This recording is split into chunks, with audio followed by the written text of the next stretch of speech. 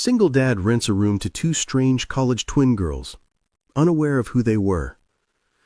Before we continue, please tell us, where in the world are you tuning in from? We love seeing how far our stories travel.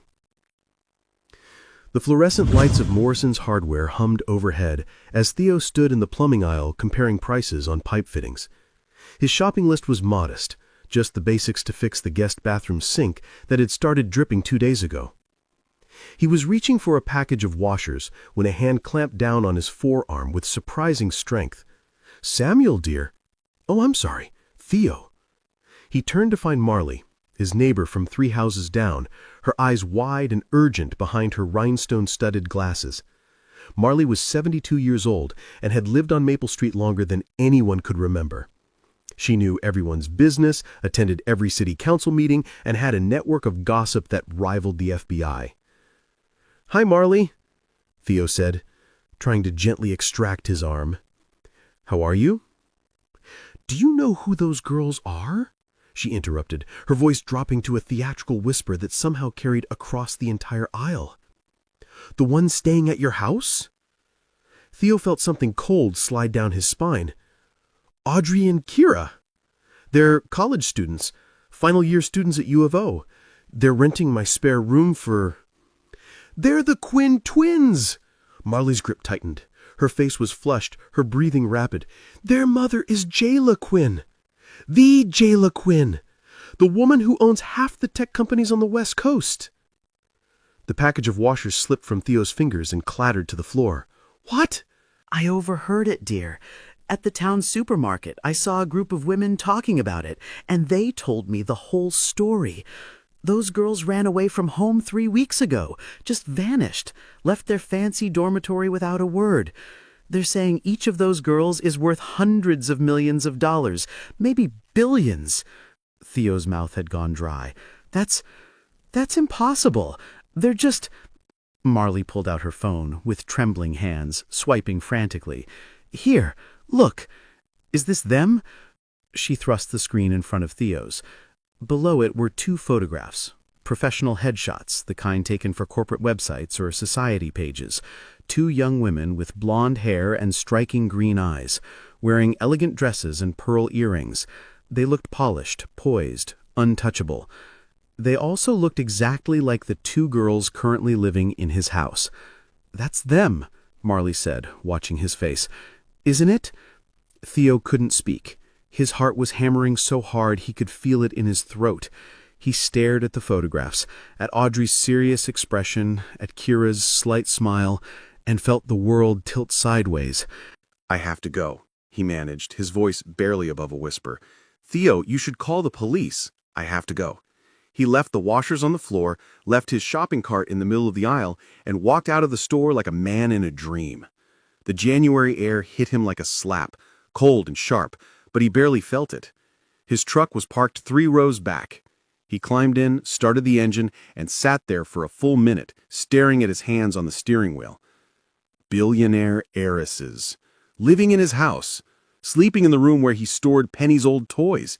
Eating cereal at his kitchen table. Playing with his daughter. What had he done? The drive home took 12 minutes, but it felt like 12 hours. Theo's mind was racing, spinning through possibilities, each one worse than the last. What if their mother showed up with lawyers? What if she accused him of kidnapping? What if she thought he was holding them for ransom? He was a high school woodworking teacher who could barely afford his mortgage. One lawsuit would destroy him. One accusation would cost him everything: his job, his house, his daughter. He pulled into his driveway and sat there, engine running, staring at his modest 3-bedroom house. The paint was peeling on the shutters, the porch light was still out from last month. This was his home, his and Penny's, and now it felt like a bomb waiting to explode. Through the living room window, he could see movement, shadows, laughter. He turned off the engine and went inside. The scene that greeted him was so painfully normal it made his chest ache. Penny was sitting cross-legged on the living room floor, her blonde hair freshly braided into 2 neat plaits that she definitely hadn't had this morning. She was wearing her favorite pink dress, and her face was lit up with pure joy. Audrey was beside her, carefully weaving colored thread into a friendship bracelet. Her blonde hair was pulled back in a ponytail, and she was wearing jeans and a sweater. Not exactly billionaire attire. Kira was sprawled on the couch with a picture book open in her lap, doing exaggerated voices for each character. And then the dragon said, Kira deepened her voice to a comical growl, "Who dares enter my cave?" "The princess!" Penny shrieked with delight. "The princess dares!" None of them had noticed Theo yet. He stood in the doorway, keys still in his hand, watching this perfect domestic scene, and felt something crack inside his chest. "Daddy!"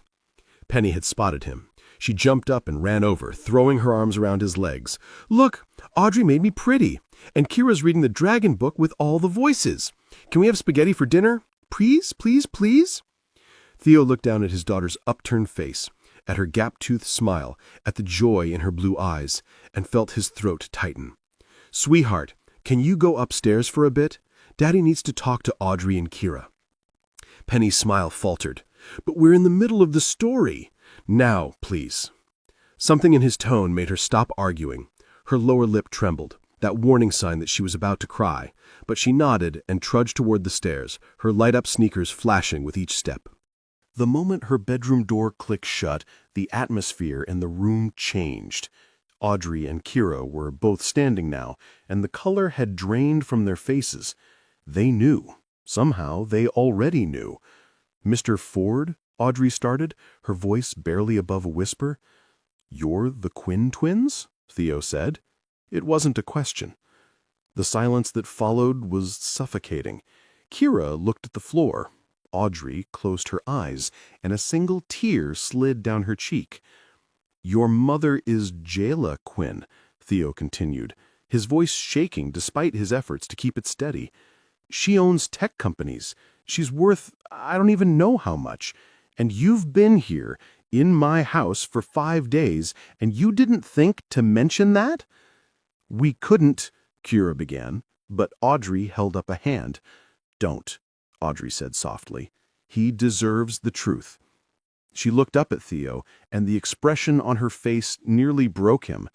It was fear and shame and desperation all tangled together. "Yes, we're the Quinn twins. Our mother is Jayla Quinn. Everything you've heard is probably true, and we're sorry. We're so sorry. We should have told you, but we were afraid you'd... I need you to leave." The words came out harsher than Theo intended, but he couldn't stop them. "I need you to pack your things and leave my house right now."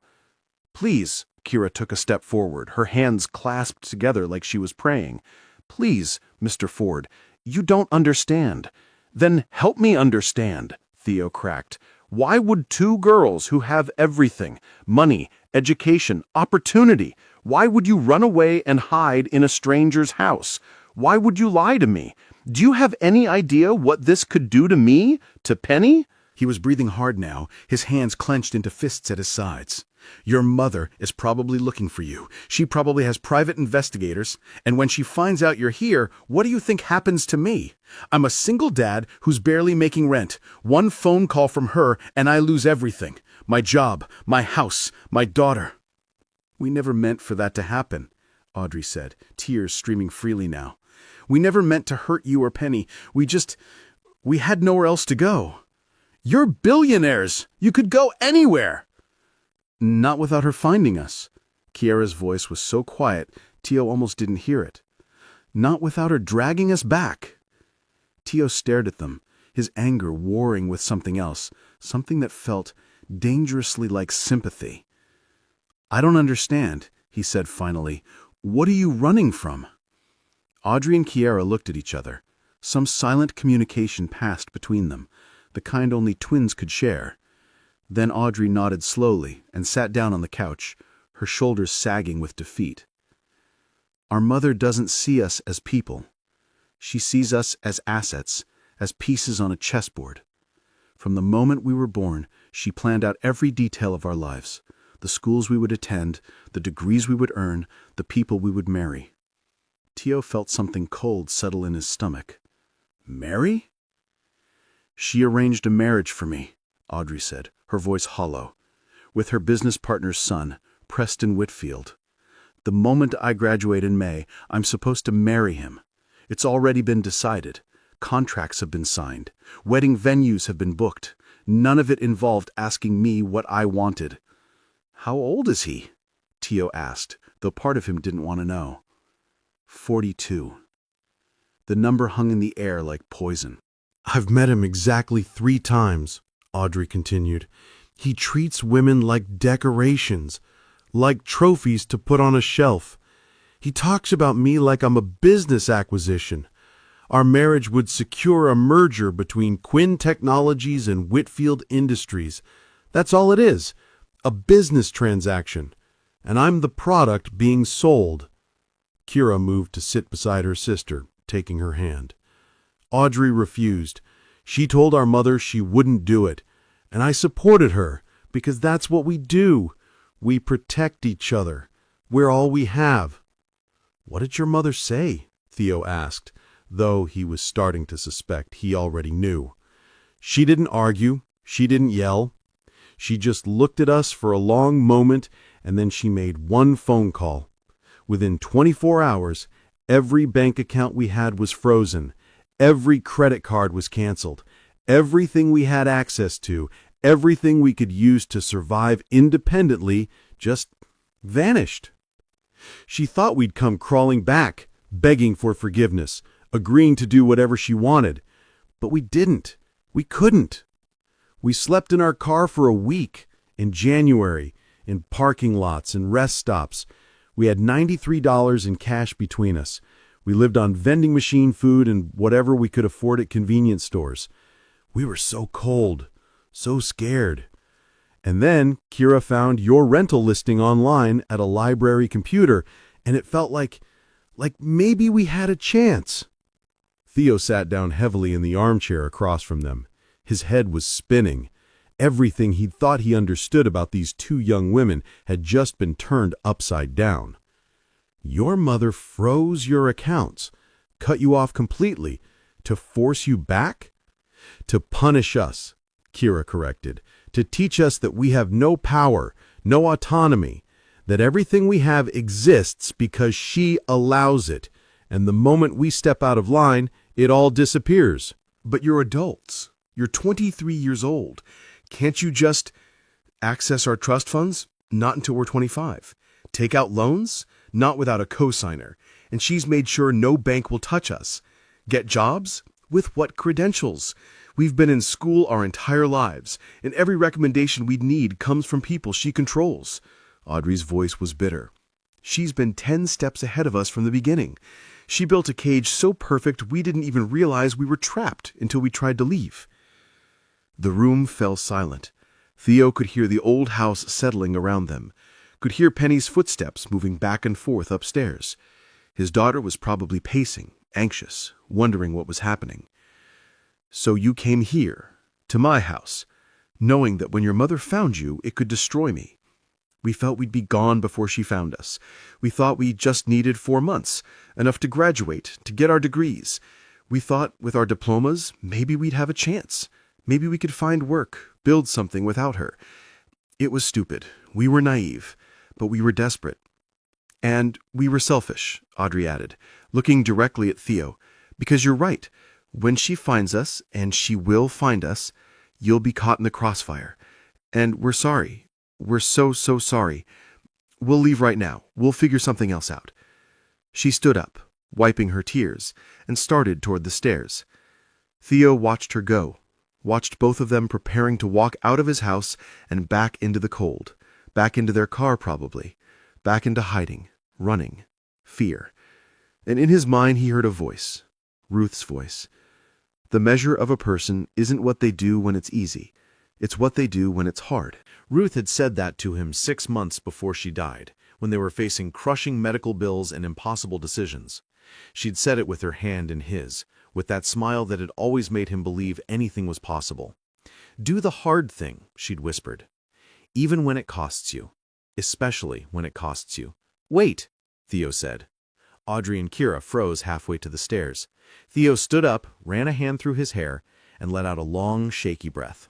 You two can keep the room. Audrey turned around slowly, disbelief written all over her face. "What?" "You heard me. You can stay." "Mr. Ford, you just said—" "I know what I said." Theo's voice was rough. "And I meant it. When your mother finds you, my life is probably going to implode. But you know what? My wife used to say that the measure of a person isn't what they do when it's easy. It's what they do when it's hard. You two are trying to live your own lives. You're trying to be free. And I'm not going to be the one who takes that away from you." Kira made a sound that was half sob, half laugh. "You're serious, after everything we just told you?" "I'm terrified. I'm probably making the biggest mistake of my life. But I'm also a father. And if someone ever tried to force Penny into a marriage she didn't want, if someone ever tried to control her life like that, I'd hope someone would help her, even if it was hard, even if it was dangerous." He looked at Audrey, whose tears were flowing freely now. "So yeah, you can stay. But we're going to have some ground rules. No more secrets. If something happens, if you hear from your mother, if someone recognizes you, anything, you tell me immediately. And you help around the house. Not because you're paying rent, but because we're a team now. Understood?" "Understood." "Thank you," Kira breathed. "Thank you so much." "Don't thank me yet. Thank me if we all make it through this in one piece." That night, after Penny had been reassured that Audrey and Kira weren't leaving, Daddy just had to make sure they wanted to stay forever, Theo had explained, earning him a tight hug from his daughter. After dinner had been eaten and dishes had been washed, Theo lay on his couch in the darkness and wondered what he'd just agreed to. The couch was lumpy and too short for his 6-foot frame. His feet hung off the end. A spring was digging into his lower back. But none of that was what kept him awake. "I hope I'm doing the right thing," Theo thought, staring at the ceiling. "I hope I'm making you proud." Upstairs, he could hear quiet voices. Audrey and Kira talking in whispers, planning probably, worrying, scared. Theo closed his eyes and tried to sleep. Tomorrow was Saturday. Penny had swimming lessons in the morning. He had laundry to do and groceries to buy. Normal, everyday tasks that suddenly felt fragile, like they could shatter at any moment. But for tonight at least, 2 young women were safe. For tonight, they had a home. And that had to be enough. The next 3 weeks passed in a rhythm that was almost dangerously normal. Audrey and Kira fell into the household routine like they'd been there for years. They cooked dinner 3 nights a week, rotating with Theo. Audrey made a Thai curry that was so good, Penny asked for it every single night afterward. Kira baked chocolate chip cookies from scratch, teaching Penny how to crack eggs without getting shells in the batter. They helped with homework, even though Penny was only in kindergarten and homework consisted mostly of coloring and practicing writing her name. They did laundry without being asked. They fixed the leaky faucet in the upstairs bathroom using a YouTube tutorial and leftover parts from the hardware store. They fit, and that was the dangerous part, because Theo could feel himself getting attached, could feel his guard dropping. Every morning he woke up on that lumpy couch expecting disaster, expecting police at his door, or lawyers with lawsuits, or Jayla Quinn herself standing on his porch with fury in her eyes. But day after day, nothing happened. The world kept spinning. Life went on. Penny was thriving. She'd always been a quiet child, something Theo had worried about since Ruth's death. His daughter had retreated into herself, had stopped laughing as much, had nightmares that woke her up crying for her mama. But now she was singing again, making up elaborate stories about princesses and dragons, begging for just one more chapter at bedtime. She followed Audrey and Kira around the house like a devoted puppy, helping them with whatever they were doing, chattering nonstop about her day at school. One Saturday afternoon, Theo was in the garage working on a bookshelf for a neighbor's commission when he heard laughter from the backyard. He set down his sander and walked to the window. Penny was running in circles, shrieking with joy. Audrey was chasing her with a water hose, careful to keep the spray gentle and warm. Kira was lying on the grass, her face turned up to the February sun, smiling. And Theo felt something he hadn't felt in 3 years. Peace. He turned back to his work, but his hands were shaking. He loved those girls. Not just what they brought to Penny's life, but who they were. Audrey with her quiet strength and surprising sense of humor. Kira with her kindness and the way she could diffuse any tension with a well-timed joke. They were becoming family, and that thought terrified him more than anything Jayla Quinn could throw at them, because family meant vulnerability. Family meant something to lose. It was in the 4th week that things started to shift. Theo noticed it first in small ways, the way Audrey lingered in the kitchen after dinner, cleaning up while he dried dishes.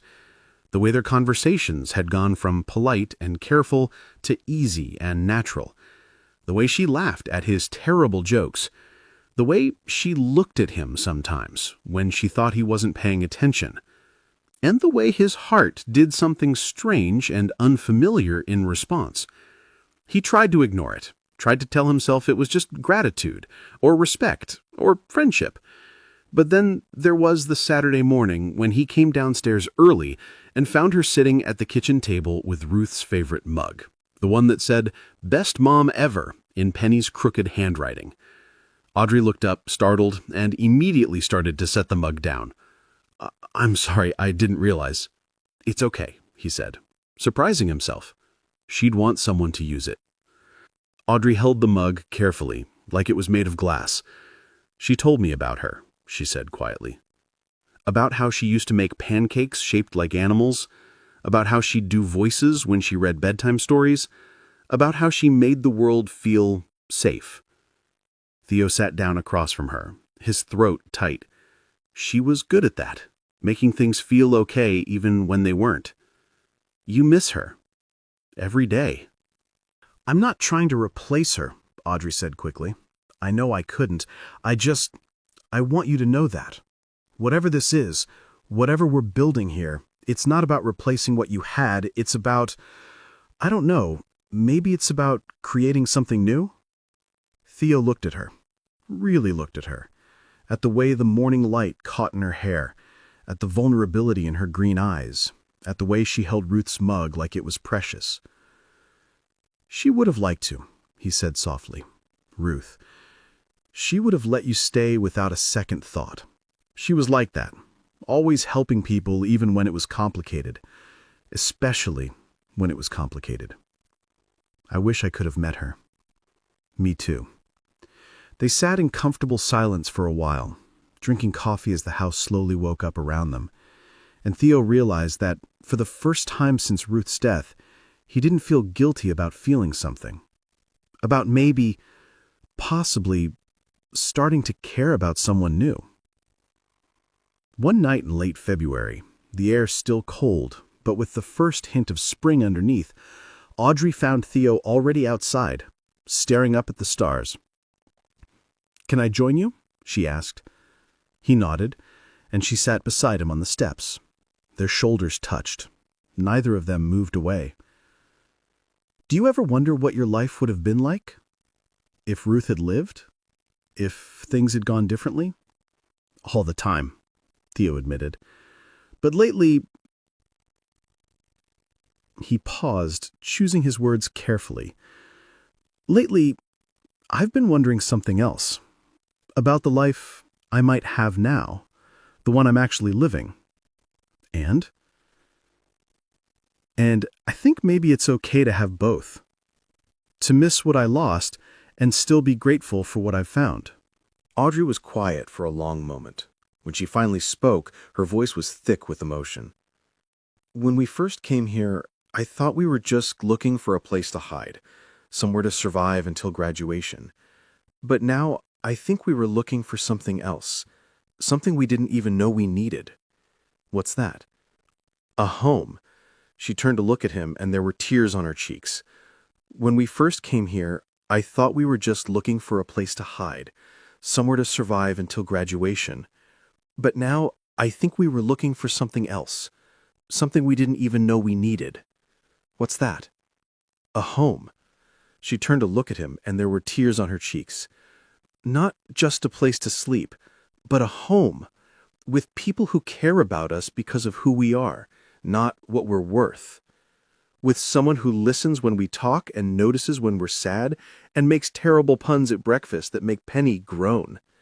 Theo felt his heart do that strange flutter again. "Audrey," she interrupted, the words coming faster now, like a dam breaking. I know I shouldn't say this. I know it's complicated and messy and probably stupid, but I have to tell you. You don't have to. I think I'm falling in love with you. The words hung in the air between them. Theo's breath caught in his chest. I know I have no right, Audrey continued, her voice shaking. I know I'm young, and I come with more baggage than anyone should have to carry. I know my mother is going to find us eventually, and when she does, everything is going to explode. But I had to tell you because I've never felt this before. This safe, this seen, this much like I could actually be myself. Theo reached over and took her hand. It was trembling. I'm not rich, he said quietly. I can't give you the life you're used to. I teach high school woodworking and do furniture commissions on the weekend, and sometimes I can barely afford groceries. I have a 5-year-old daughter who has nightmares and needs someone who's going to be there for the long haul. I live in a house with peeling paint and a garage full of sawdust and memories of someone I'll never stop loving. I don't care about any of that. Let me finish. He squeezed her hand gently. I can't give you wealth or status or whatever it is your mother thinks you need, but I can promise you this. I will never try to control you. I will never make decisions for you. I will never see you as anything other than the amazing, brave, beautiful person you are. And I will love you, completely, honestly, for exactly who you choose to be. Audrey let out a sound that was half laugh, half sob. Is that a yes? That's a yes. She kissed him then, soft and tentative at first, then deeper, and Theo felt something he'd thought was dead come back to life. Not replacing what he'd had with Ruth, but something new, something different, something possible. When they finally pulled apart, both breathing hard, Audrey rested her forehead against his. Your mother is going to kill me, Theo said. Probably, Audrey agreed, but it'll be worth it. They tried to keep it quiet at first, for Penny's sake, for Kira's sake, for the sake of not making an already complicated situation even more complex. But Penny figured it out within 3 days. Daddy, she said one morning at breakfast, pointing her spoon at him accusingly, you keep smiling at Audrey. I smile at everyone, Theo protested. Not like that. That's a special smile. Kira snorted into her orange juice. Audrey turned bright red. Are you going to marry her? Penny asked bluntly. Penny. Because I think you should. Then she could be my mommy, and Kira could be my aunt, and we could all be a family forever and ever. Theo looked helplessly at Audrey, who was covering her face with her hands, her shoulders shaking with silent laughter. We're taking it slow, sweetheart, Theo managed. Boring, Penny declared, and went back to her cereal. But that night when Theo tucked her in, Penny wrapped her arms around his and whispered, I like Audrey, Daddy. I like her a lot, and I think Mommy was like her too. Theo's eyes burned with tears. Yeah, baby, I think she would. March arrived with rain and uncertainty. Audrey and Kira had exactly 2 months left until graduation. Theo had started setting aside money, not much, just whatever he could spare from his commissions, thinking about what would happen afterward, whether the girls could stay, whether Jayla would find them, whether they'd make it. He was in his garage one Saturday afternoon, sanding the legs of a dining table, when Kira appeared in the doorway. Can we talk? She asked. Theo set down his sander. Sure. Everything okay? That depends. Kira came in and sat on his workbench, her legs swinging. You're in love with my sister. It wasn't a question, but Theo nodded anyway. Yeah, I am. And she's in love with you. She says she is. She is. Kira was quiet for a moment, studying him. Our whole lives, Audrey and I have looked out for each other. We've been all each other had. And now she's found something else, someone else. And part of me is terrified. I would never hurt her. I know you wouldn't, not on purpose. Kira's voice was sad. But our mother is going to find us eventually. And when she does, she's going to try to destroy everything Audrey loves. That's what she does. She eliminates obstacles. And right now, Mr. Ford, you're an obstacle. I can handle whatever she throws at me. Can you? Can you handle lawyers and lawsuits and private investigators digging into every corner of your life? Can you handle her trying to take Penny away, claiming you're an unfit parent for harboring runaways? Can you handle watching the woman you love being forced back into a world she's desperate to escape? Theo felt cold. She would really try to take Penny? She would do whatever it takes to win. That's who she is. Kira's expression softened. I'm not trying to scare you. I'm trying to prepare you. Because if you're really in this, if you really love my sister, you need to know what's coming. I'm not backing down, Theo said firmly. I'm not going anywhere. Good. Kira smiled slightly. Because Audrey deserves someone who fights for her. We both do. And I think you might actually be that person. She hopped off the workbench and started to leave, then turned back. Oh, and Mr. Ford, thank you for everything. For letting us stay, for keeping us safe, for making my sister smile like that. I haven't seen her this happy in maybe ever. She left before Theo could respond, but her words stayed with him for the rest of the day and into the night. And when he lay on his couch that evening, unable to sleep, he made a decision. Whatever Jayla Quinn threw at them, he would face it. Not because he was brave, but because he'd found something worth fighting for. 2 young women trying to be free. A little girl who finally had a family and a chance at something he'd thought he'd lost forever: love. April came, and with it, the reckoning. It was a Tuesday afternoon. Penny was at school. Audrey and Kira were at the university taking exams. Theo was home, grading papers at the kitchen table, when he heard the cars pull up. Not one car, multiple cars. He looked out the window and felt his blood run cold. A black limousine sat in his driveway. Behind it were 2 black SUVs with tinted windows. Men in dark suits were getting out, positioning themselves around his property like soldiers preparing for battle. And then she stepped out of the limousine. Jayla Quinn was exactly what Theo had expected, and somehow worse. She was in her mid-50s, impeccably dressed in a gray suit, her hair pulled back in a severe bun. She moved with the kind of confidence that came from never being told no. She walked up to his front door and knocked once. Firm. Commanding. Theo's hands were shaking as he opened it. Mr. Ford, she said. Not a question. She knew exactly who he was. My name is Jayla Quinn. I believe you have something that belongs to me. Your daughters are adults, Theo said, proud that his voice didn't shake. They don't belong to anyone. Jayla's smile was cold. May I come in? It wasn't really a request. Theo stepped aside and she entered like she owned the place. Her security team started to follow, but she held up a hand. Wait outside. They obeyed without question. Jayla walked through Theo's modest living room, her eyes taking in every detail. The worn furniture, the toys scattered in the corner, the photographs of Penny and Ruth on the mantel. She picked up one of Penny's drawings from the coffee table, a picture of 5 stick figures labeled Daddy, me, Audrey, Kira, and Mommy with a halo.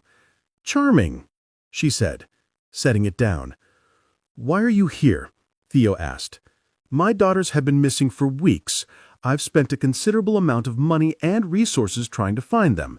And then, yesterday, one of my investigators spotted them coming out of a coffee shop near the University of Oregon.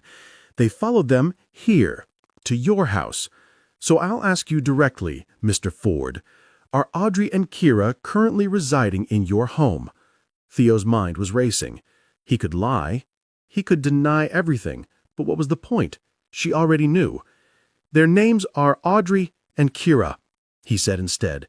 And yes, they've been staying here. For how long? Almost 6 weeks. And you didn't think to contact the authorities to report that you were harboring 2 missing persons? They're not missing. They're running. There's a difference. Semantics. Jayla's voice was ice.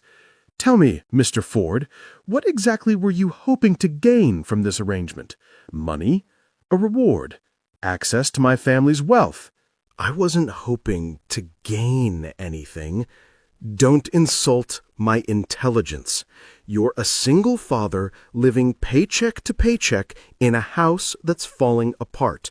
My daughters show up with famous names and family connections, and you expect me to believe you took them in out of the goodness of your heart?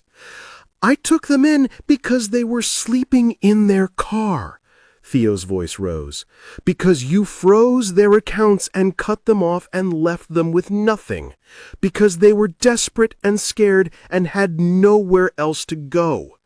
They had a home. They had everything they could possibly need. Except freedom. Except the right to make their own choices. Except a mother who saw them as people instead of chess pieces. Jayla's expression didn't change, but something flickered in her eyes. You don't know anything about my daughters or what I've done for them. I know you tried to force Audrey into marrying a man twice her age to seal a business deal. I know you treat your daughters like property.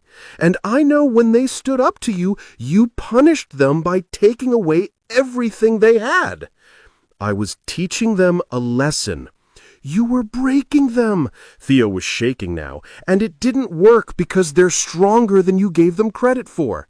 They've been here for 6 weeks, and in that time, I've watched them heal. I've watched them laugh and cry and start to believe they might actually have a future that doesn't involve being controlled. And what future is that, exactly? Living in your spare bedroom, working minimum wage jobs, throwing away everything I've built for them? If that's what they want, yes, you're a fool.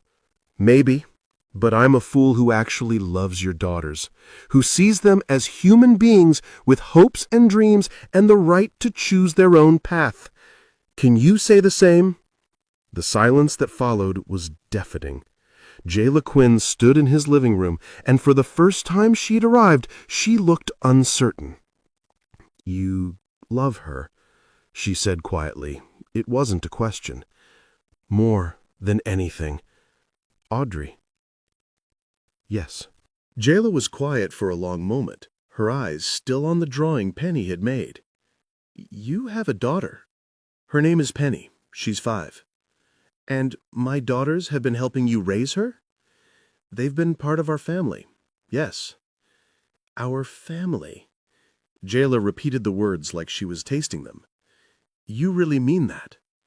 Every word.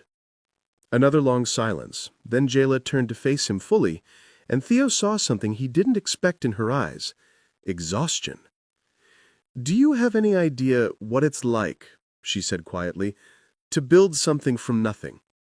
To fight tooth and nail for every opportunity, every deal, every success. To know that one mistake, one moment of weakness could cost you everything. No, I don't.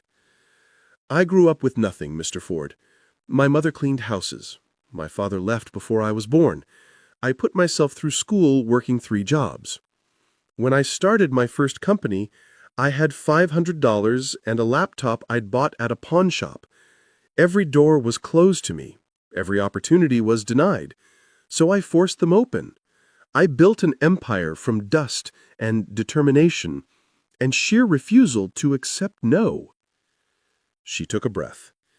And when I had my daughters, I swore they would never struggle the way I did. They would have every advantage, every opportunity, every door already open. I planned out their lives not to control them, but to protect them, to ensure they would never feel powerless the way I did. But that's exactly how you made them feel. Powerless. Jayla's composure cracked, just for a moment. I know. The admission hung in the air. I've been so focused on building security for them, she continued, her voice barely above a whisper, that I forgot to ask if they felt safe. So focused on opening doors that I forgot to ask which rooms they actually wanted to enter. It's not too late, Theo said. You could still... The front door burst open. Audrey and Kira stood in the doorway, frozen, their faces white with shock. Mother. Mother and daughters just stared at each other across Theo's living room. Then, Kira moved first, stepping in front of Audrey protectively. "We're not coming back," Kira said, her voice shaking but firm. "Whatever you're here to threaten or bribe or promise, the answer is no."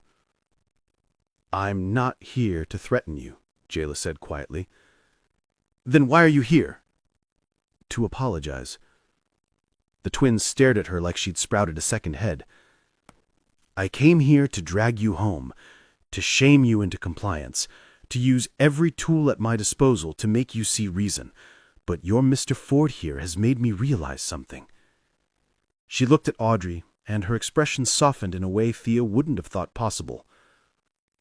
"I've been so terrified of you making mistakes that I've forgot you need to make your own choices, even if I think they're wrong, even if they scare me. Because that's what freedom means, the right to choose your own path, even when it's hard." "You froze our accounts," Audrey said, tears streaming down her face. "You took everything." "I did, and I was wrong." Jayla's voice cracked. "I thought I was teaching you a lesson about consequences, about the real world. But all I taught you was that I didn't trust you, that I didn't believe in you. And I'm sorry. I'm so sorry." Kira was crying now too. "What about Preston? What about the merger?" "The merger will survive without a wedding. Or it won't, and I'll deal with it. But I will not force my daughter into a marriage she doesn't want. Not anymore." Audrey took a tentative step forward. "You mean it? You're really letting us go?" "I'm letting you choose," Jayla corrected gently. "If you want to come home, you can. If you want to stay here," she glanced at Theo, "with him, with this family you found, then I'll support that too. Your accounts will be unfrozen by the end of the day. You'll have access to everything you need.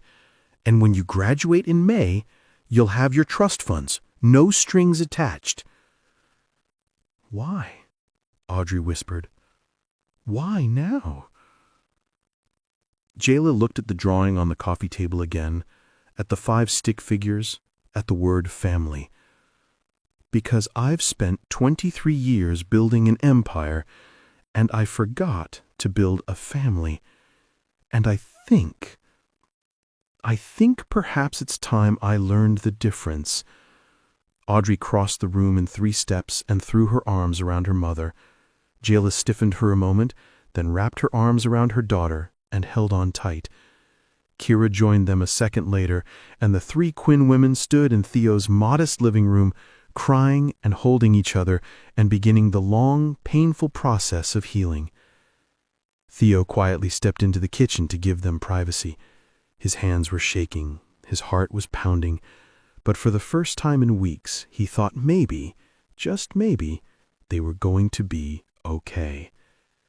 Graduation day arrived in a blur of blue robes and proud tears. Penny insisted on wearing her fanciest dress, the one with layers of tulle that made her look like a cupcake.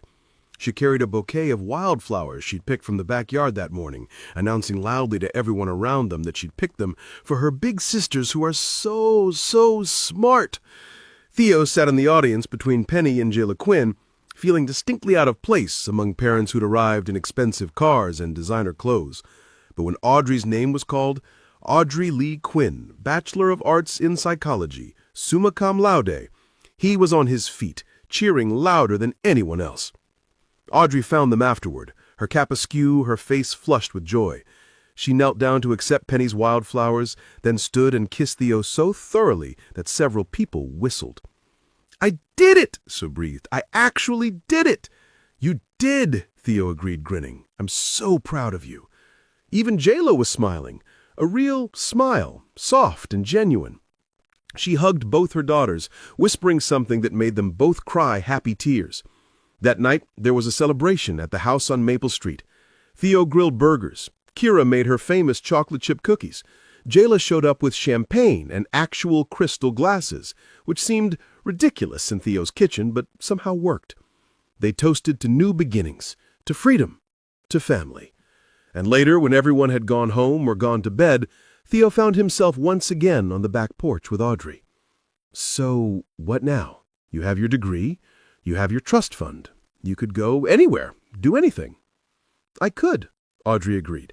She was quiet for a moment, then took his hand. Or I could stay here, with you, with Penny. Build something new. You'd really want that? This life? It's not glamorous. I don't want glamorous. I want real. I want home. I want this. She squeezed his hand. If you'll have me. Theo pulled a small box from his pocket. He'd bought the ring 3 weeks ago with money from a custom bookshelf commission. Had been carrying it around ever since, waiting for the right moment. I was going to wait, he said, opening the box to reveal a simple silver band with a small diamond. Make it romantic. But you know what? This is romantic. Right here, right now, on this porch where we fell in love. Audrey's eyes went wide. Audrey Quinn, Theo said, his voice shaking, will you marry me? Will you build a life with me and Penny? Will you take a chance on a woodworking teacher with a lumpy couch and a house that needs paint and a heart that's already completely yours? Yes, Audrey said, laughing through her tears. Yes, yes, yes. He slipped the ring on her finger, and she kissed him as the stars came out overhead. The wedding was 6 months later, in October, when the Oregon leaves were turning gold and red. It was small, just close friends, a few of Theo's colleagues, some of Kara's new friends from her graduate program. Jayla sat in the second row, not the first. She'd insisted, saying it was Penny's place to be up front since this was her family too. She watched her daughter marry a high school woodworking teacher in a backyard ceremony. And she smiled. A real smile. Because she was learning that wealth wasn't measured in dollars or stock options or corporate mergers. It was measured in moments like this, in freedom and choice and love. Kira was the maid of honor, stunning in a deep blue dress. She cried through the entire ceremony, happy tears that she didn't bother to wipe away. And Penny was the flower girl, wearing her light-up sneakers under her fancy dress because she'd insisted and Theo had learned to pick his battles. She took her job very seriously, scattering rose petals with solemn concentration, then running up to Audrey's legs before the vows. When the officiant asked if anyone had objections, Penny raised her hand. I object to waiting any longer, she announced. Can they just kiss already? The audience erupted in laughter. Even the officiant was grinning. Okay, he said. By the power vested in me, I now pronounce you husband and wife. You may kiss. Theo didn't wait for him to finish. He pulled Audrey into his arms and kissed her as their friends and family cheered. Daddy, Penny whispered loudly, tugging at his sleeve during the kiss. Daddy, does this mean Audrey is my mommy now? Theo broke away from the kiss, looking down at his daughter's hopeful face. Audrey knelt down, taking Penny's small hands in hers. Only if you want me to be, Audrey said softly. I could never replace your first mommy. She was so special, and she loved you so much. But if you want, I could be your second mommy. The one who's here now to love you and take care of you and be part of your family. Penny thought about this very seriously for exactly 3 seconds. Then she threw her arms around Audrey's neck. Yes, I want you to be my mommy, and Kira can be my aunt, and Grandma Jayla can come visit, and we can all be a family forever and ever. Audrey was crying. Theo was crying. Half the audience was crying. Even Jayla was discreetly dabbing at her eyes with a handkerchief. Forever and ever, Audrey promised, holding Penny tight. I love you so much. I love you too, Mommy. And in that moment, in that backyard in Eugene, Oregon, with the autumn leaves falling around them and the people they loved watching and smiling, Theo Ford understood something profound. Family wasn't about blood or biology or who came first. It was about who stayed, who fought for you, who chose you day after day, even when it was hard. It was about freedom and love and the courage to build something new from broken pieces. It was about second chances. And it was about knowing that sometimes the greatest gift you can give someone isn't control or protection or even wealth. Sometimes the greatest gift is simply the freedom to choose their own happiness and to be there, standing beside them when they do. If this story touched your heart, if it reminded you that love isn't about control, it's about freedom, leave a comment and let me know what this meant to you. And if you believe in second chances, hit that subscribe button. Because there are so many more stories like this one waiting to be told. Stories about courage and family and the beautiful, messy, wonderful ways people find each other in the darkness. Thank you for being here. Thank you for listening. And I'll see you in the next story.